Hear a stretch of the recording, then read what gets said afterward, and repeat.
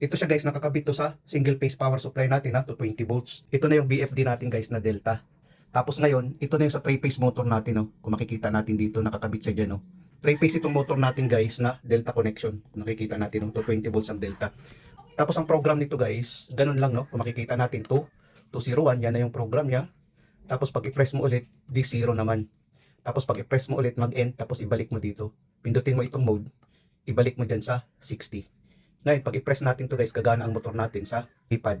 Kung makikita natin kaya gumana ang motor natin. Gumana ang motor natin sa keypad Pwede rin natin to i-decrease ang speed.